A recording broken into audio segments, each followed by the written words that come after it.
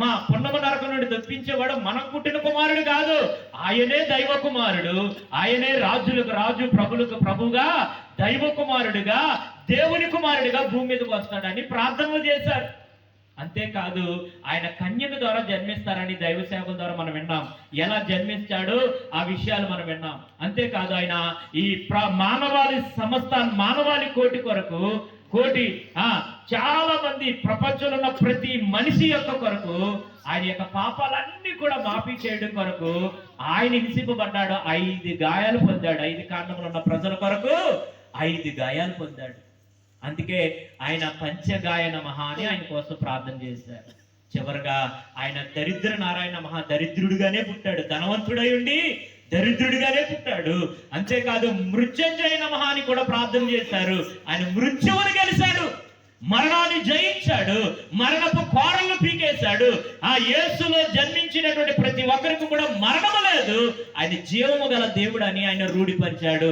నేను చనిపోయి తిరిగి లేచి సమాధిలో నుంచి సమాజంలోకి బయటకు వచ్చిన వాని ఏకైక దేవుణ్ణి నేనేనని 4 మార్లు 40 మంది కనబడి ఆయన ఏం చేశాడు? తండ్రి చిత్తాన్ని నెరవేర్చి వెళ్ళిపోయాడు.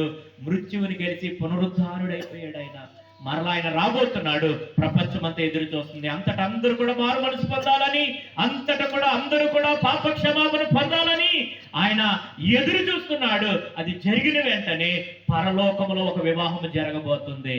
ఆ వివాహం కొరకు మనం అందరం సంఘముగా, సార్వత్రిక సంఘం, మన బోర్డు ఏదైనప్పటికీ, మనం ఏ చర్చికి వెళ్ళినప్పటికీ మనం అందరం ఒకటే సంఘం అంట. మన బోర్డులు ఎలవంట పరలోకం, మన మన గుడులు పేర్లు ఎలవంట. మనం అందరం యేసుని కలిగి ఉంటే మాత్రం మనం అందరం ఆ పెళ్లి వివాహంలో మనమందరూ కూడా రాజభోగ వశంతుడిగా రాబోతున్నాడు. మొట్టమొదటిగా ఎలాగొచ్చాడంటే కనుదీనమైన స్థితిలో దరిద్రుడిగా వచ్చాడు. ఈసారి రాబోతున్నాడు ఎలాగంటే రాజభోగ వశంతుడిగా రాబోతున్నాడు. ఆ రారాజును మనం ఎదుర్కోవాలంటే ఖచ్చితంగా మన హృదయంలో యేసయ్యకి చోటిద్దాము. యేసయ్యా నీవే నా దేవుడు అని అంటే చాలంట, ఖచ్చితంగా నీకు కూడా అక్కడ చోటు దొరుకుతుంది. అందుకే ఈ మధ్య కాలంలో మా నాన్నగారు చనిపోయినటువంటి జ్ఞాపకార్థ కోట సందర్భముగా 14వ జ్ఞాపకార్థ కూటమి సందర్భముగా 2 పాటలు మేము రికార్డ్ చేసాం. మొదటి పాట ఆల్రెడీ ప్రపంచానికి అంకితమైంది, నా పెద్ద కుమార్తె పాడింది. 2వ పాట తాత్కాలికమైన ఇల్లుని విడిచి అద్దిల్లుని విడిచి సొంతిల్లు కోసం ఆలోచించవా అంటూ నేను ఈ 4వ పాట త్వరలో అది రిలీజ్ అవ్వబోతుంది. నా పుట్టినరోజుకి 2వ నెల 1వ తారీఖుని దాన్ని రిలీజ్ చేస్తాము. వీక్షించండి.